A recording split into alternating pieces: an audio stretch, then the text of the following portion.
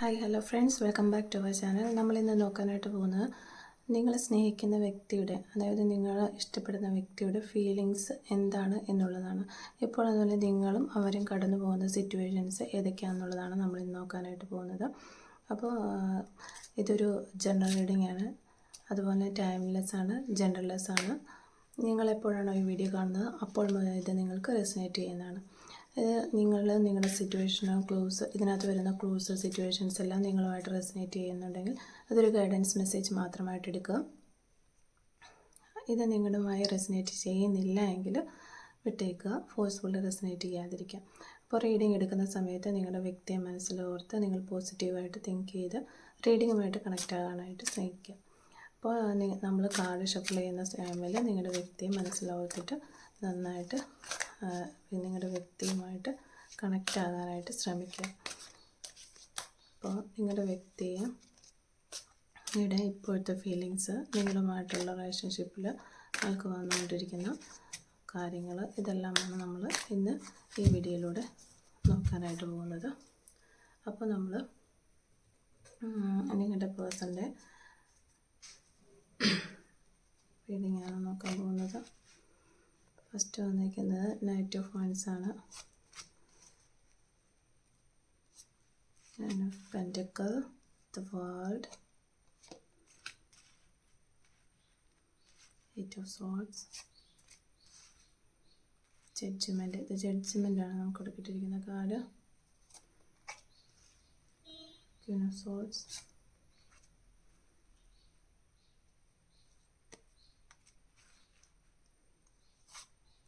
Three of Pentacles, Three of Cups,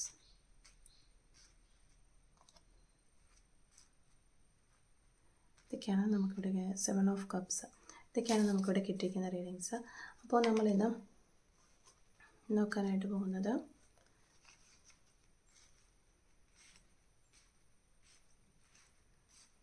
ഇതൊക്കെയാണ് നിങ്ങൾക്കിവിടെ ഇന്ന് വന്നിരിക്കുന്ന സ്പ്രെഡുകൾ.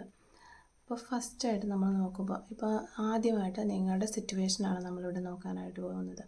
അതിൽ നിങ്ങളിപ്പോഴും നിങ്ങളുടെ ഈ റിലേഷൻഷിപ്പ് നിങ്ങളിലേക്ക് എത്തിയത് എങ്ങനെയാണെന്ന് നോക്കുകയാണെങ്കിൽ, ഇതൊരു നിങ്ങളൊരു ട്രാവലിങ് ചെയ്ത സമയത്തോ അല്ലെങ്കിൽ നിങ്ങൾ ജോലിക്ക് വേണ്ടി എവിടെയെങ്കിലും പോയിരുന്ന സമയത്തോ ഒക്കെ ആയിരിക്കാം നിങ്ങൾ പേഴ്സണെ കണ്ടുമുട്ടിയതും. അങ്ങനെയൊക്കെ ആയിരിക്കാം നിങ്ങൾ ഈ ഒരു റിലേഷൻഷിപ്പിലേക്ക് വന്നിട്ടുണ്ട്. മോസ്റ്റ് ഓഫ് ദ ആളുകൾക്കും അങ്ങനെയാണ് കാണുന്നത്.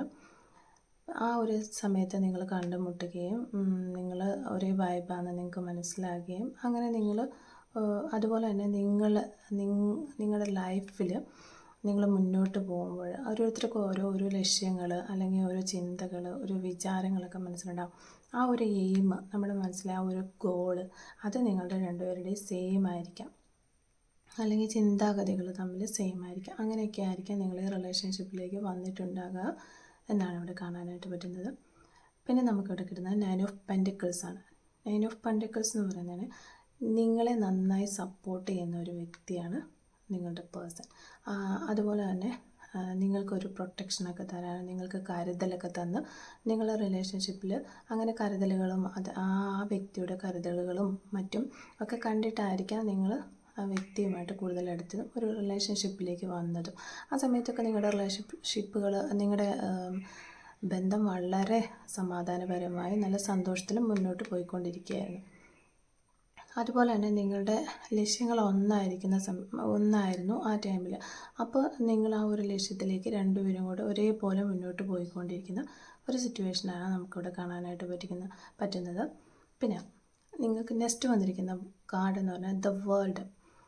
ദ വേൾഡ് എന്ന് പറയുന്നത് നിങ്ങൾക്കൊരു ഫുൾഫിൽമെൻറ്റ് കിട്ടാനുള്ള ഒരു സന്ദർഭം, ഒരു സിറ്റുവേഷൻ ഒത്തുവന്നു. അതായത് നിങ്ങളുടെ റിലേഷൻഷിപ്പ് നിങ്ങൾ നല്ല രീതിയിൽ പോകുന്നു. ആ റിലേഷൻഷിപ്പ് ചിലപ്പോൾ ഒരു എൻഗേജ്മെൻറ്റിലേക്കോ അല്ലെങ്കിൽ ഒരു മാരേജിലേക്കോ ഒക്കെ എത്താനായിട്ട് നിൽക്കുന്ന അല്ലെങ്കിൽ ഒരു പുതിയ ഫാമിലി സ്റ്റാർട്ട് ചെയ്യാനായിട്ട് തുടങ്ങുന്നു, എൻഗേജ്മെൻറ്റ് നടത്താമെന്ന് തീരുമാനിക്കുന്നു, അല്ലെങ്കിൽ ഓൾറെഡി ചിലവരൊക്കെ ഗെറ്റിംഗ് മാരീഡിലേക്ക് പോയിട്ടുണ്ടാകാം.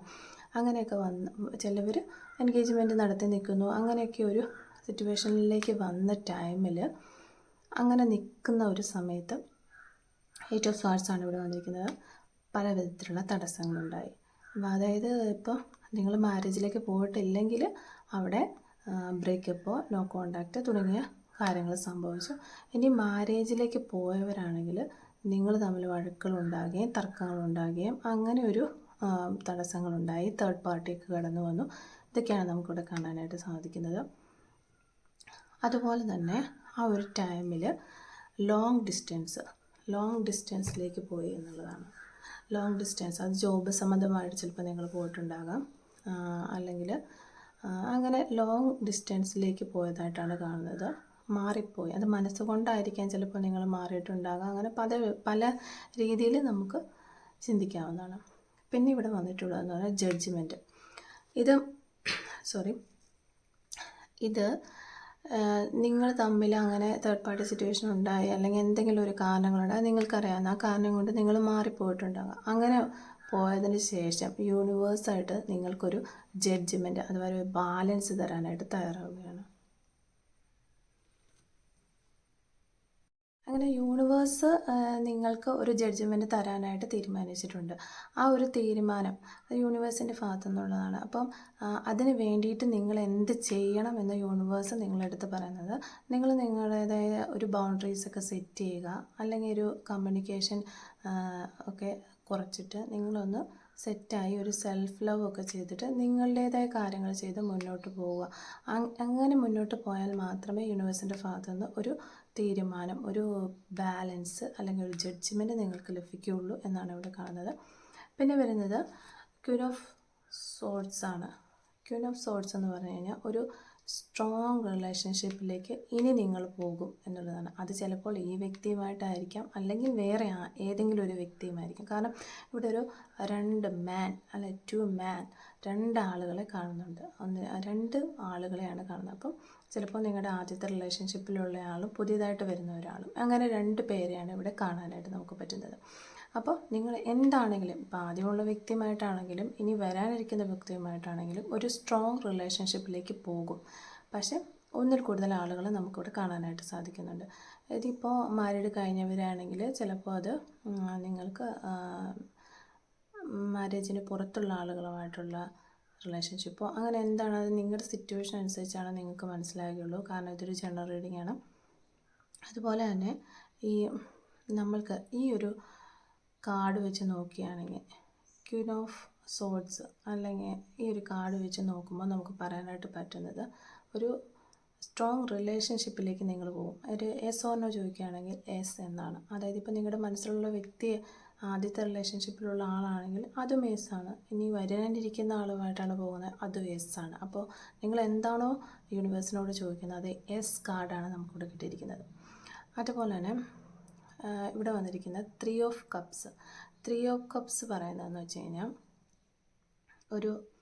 ഒരു കൂട്ടം ആളുകൾ, അതായത് 3 പേരിൽ കൂടുതൽ അല്ലെങ്കിൽ 3 പേരോ 3 പേരിൽ കൂടുതലും ഉള്ള ഒരു ഗ്രൂപ്പ്.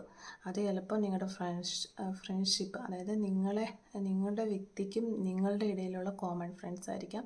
ചിലപ്പോൾ ഫാമിലി ഉള്ളവരായിരിക്കാം, അവരുടെ ഫാമിലി ഉള്ളവരായിരിക്കാം, നിങ്ങളുടെ ഫാമിലി ഉള്ളവരായിരിക്കാം.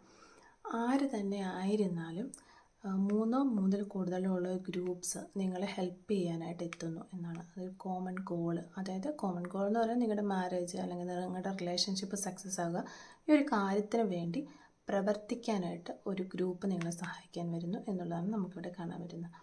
പിന്നെ ഈ തടസ്സങ്ങളെല്ലാം നീക്കി നിങ്ങൾ മുന്നോട്ട് പോകുന്നു. തടസ്സങ്ങളെല്ലാം നീക്കി നിങ്ങളൊരു തോണി കയറി മുന്നോട്ട് പോയിക്കൊണ്ടിരിക്കുകയാണ്. അതായത് വേദനകളെല്ലാം മറികടന്ന് മുന്നോട്ട് പോകും.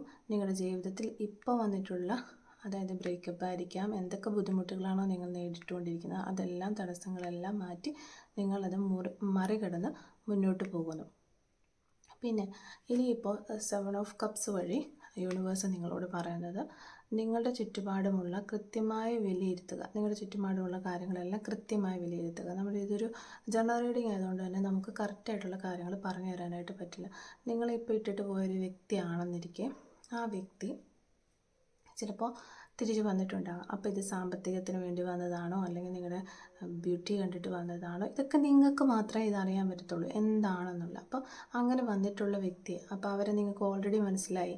അപ്പോൾ ഇനി ആ വ്യക്തിയുമായി ഒരു റിലേഷൻഷിപ്പിലേക്ക് പോകണോ വേണ്ടയോ എങ്ങനെയാണെന്ന് ഒക്കെ തീരുമാനിക്കേണ്ടതിൻ്റെ ഒരു ആക്ഷൻ എടുക്കേണ്ടത് നിങ്ങളാണ്. ഇനി ഒരു പുതിയൊരാൾ ഇവിടെ വരുന്നുണ്ട് എന്ന് നമ്മൾ പറയുന്നുണ്ട്, ആ ഒരാളുമായിട്ടാണോ മുന്നോട്ട് പോകേണ്ടത്? ഈ തീരുമാനങ്ങളെല്ലാം എടുക്കാനുള്ള ഒരിത് കിട്ടിയിരിക്കുന്നത് നിങ്ങൾക്കാണ്. യൂണിവേഴ്സ് പറയുന്നത് നിങ്ങളുടെ ചുറ്റുപാടുമുള്ളവരെ കൃത്യമായി വിലയിരുത്തി ഒരു തീരുമാനം എടുക്കാൻ, ഒരു ആക്ഷൻ എടുക്കുക എന്നുള്ളതാണ് യൂണിവേഴ്സ് നിങ്ങളോട് പറഞ്ഞു തരുന്നത്.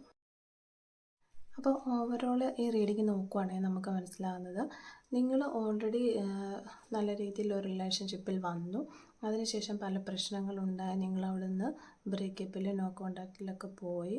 പക്ഷേ ഈ ഒരു ടൈമിൽ യൂണിവേഴ്സ് നിങ്ങളുടെ അടുത്ത് പറയുകയാണ്, നിങ്ങൾ സെൽഫ് ലവ് ഒക്കെ ചെയ്തിട്ട് നന്നായിട്ട് നിങ്ങളുടെ കാര്യങ്ങൾ നോക്കി നിൽക്കുമ്പോൾ നിങ്ങൾക്ക് പലവിധ ഓപ്പർച്യൂണിറ്റീസും വരികയാണ്. അതായത് ഒന്നിൽ കൂടുതലുള്ള ആളുകളെയും ഇവിടെ കാണുകയാണ്. അതുപോലെ ഒരു ഗ്രൂപ്പ് ഓഫ് ആളുകളെ നിങ്ങളുടെ ഹെൽപ്പിനായിട്ട് യൂണിവേഴ്സ് നൽകുന്നുണ്ട്. ഈ ഒരു അവസരം മുതലാക്കിക്കൊണ്ട് നിങ്ങൾ നന്നായി ചിന്തിച്ച് എങ്ങോട്ട് പോകണം, എന്ത് തീരുമാനം എടുക്കണമെന്ന് നിങ്ങളൊരു ആക്ഷൻ എടുക്കാനായിട്ടാണ് യൂണിവേഴ്സ് നിങ്ങളോട് പറയുന്നത്. അപ്പോൾ ഇതാണ് ഇന്നത്തെ റീഡിങ്. അപ്പോൾ നിങ്ങളുമായി റെസനേറ്റ് ചെയ്യുന്നുണ്ടെങ്കിൽ, റീഡിങ് നിങ്ങളുമായിട്ട് റെസനേറ്റ് ചെയ്യുന്നുണ്ടെങ്കിൽ ദയവായിട്ട് കമൻറ്റ് വഴി അറിയിക്കുക. ആദ്യമായിട്ടാണ് എൻ്റെ വീഡിയോ കാണുന്നതെങ്കിൽ like, share and subscribe. Thank you for watching.